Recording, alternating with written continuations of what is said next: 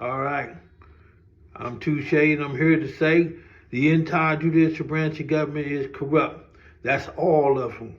There. We're going to start at the top with the United States Attorney General taking his oath of office, Merrick Garland.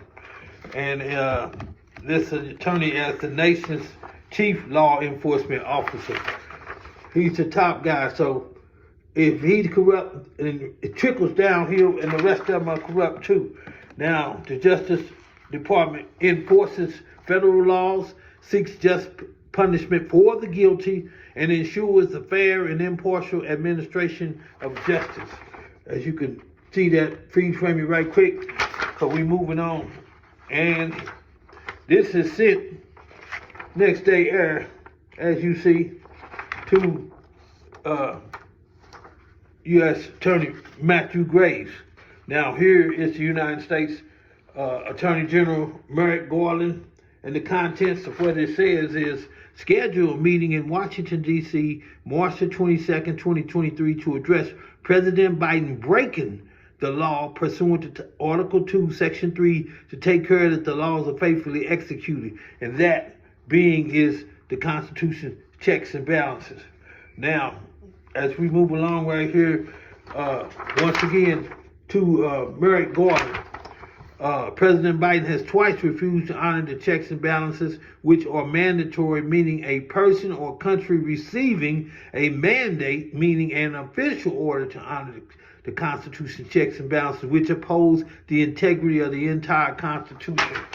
There we have that there right there. Now, here we got the certified mail receipts to Merrick Garland, to the President of the United States, and to the Vice President Kamala Harris, and also to David S. Addington, who once been indicted has flew the coop. I'm out of here, man. You know how this goes.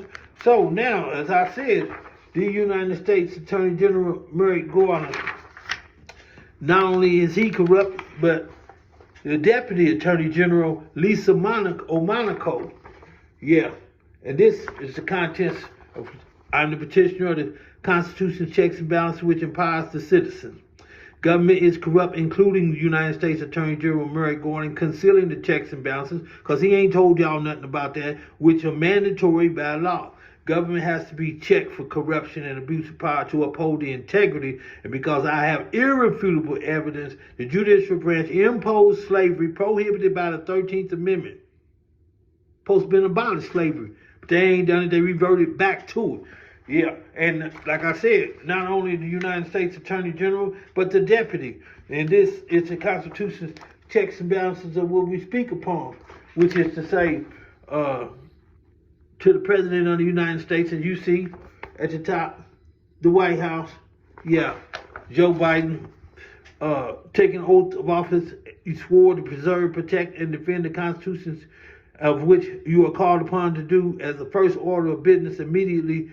And this was February the 5th, 2021. And I know y'all know this is 2023, so he ain't done his job. He been evading for 2 years now. So at the bottom, when the government is corrupt as a transfer of power, yeah, to the citizen to uphold the integrity of the Constitution. Because here we're talking about the government, their mission. Department of Justice. The mission of the Department of Justice is to uphold the law. And as I'm proving, they refusing to honor the checks and balances, so they're not upholding the law. Keep our country safe. Well, we got police brutality and inequality, and they're not keeping the country safe. As I am empowered to stop. I said stop it. I had the power to stop it right now. And protect the civil rights. Well, that's part of our civil rights. As they took oath of office. As I solemnly do swear that an attorney and as a counselor of this court, I will conduct myself uprightly and according to the law.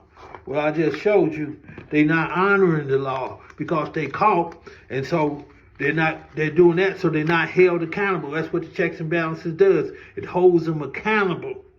Now, once again, as I said, the Department of Justice prosecutes federal law offenders and represents the United States government in court. Its attorneys or U.S. attorneys, represents the rights and interests of the American people and enforce federal, criminal, civil laws, including antitrust and the civil rights. Yeah, you got that right there, okay? So now, here we go. Put it to the test. U.S. Attorney Matthew Graves indict and order the arrest of the media and officials preventing the Constitution's checks and balances. That's right, they preventing this, which is an essential part, absolutely necessary, which are an essential part of the Constitution, absolutely necessary to uphold the integrity and extremely important to secure the rights of we the people. There it is, right there in writing. He ain't done nothing. And this is the code of ethics for government service. I know it's a little bit blurry, so I'm going to run it off to you real quick. Uphold the Constitution, laws, and legal regulations of the United States and all governments therein, and never be a party to their evasion.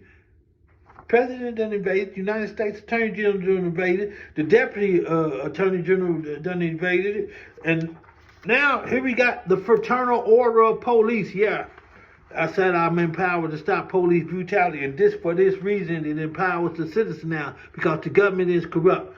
I'm empowered. I got the charge. I got the juice right now, and the media is concealing this from the public, so y'all know nothing about it. So they're not held accountable. And here we go. Yeah, Fraternal Order of Police in the District of Columbia. Transfer of power to the citizen, as I said, it's veteran. Yeah, I served protected, and now it's the only justice. Yeah, I got the power now. I had the authority. President Michael Murphy, Vice President Ronald Bergeson, Recording Secretary Gary Duran, who sent me a text back saying, Slim, we ain't gonna do that. Fraternal Order of Police for the District of Columbia, execute the indictments. What it said, that's part of their duty, and they're not upholding the integrity of the Constitution. They took oath to do. So that's District of Columbia. So how about the national president of the Fraternal Order of Police, Patrick Yost? And there he goes. Yeah. He got a fax on it. He ain't said nothing about the crooked cops. He ain't went in, indicted and arrested none of the media concealing this from the public, or done nothing about the crooked cops, or arrested the politicians involved in this. That would be Senator Todd Young. That would be Senator Mike Braun. That would be Representative Larry Bouchon.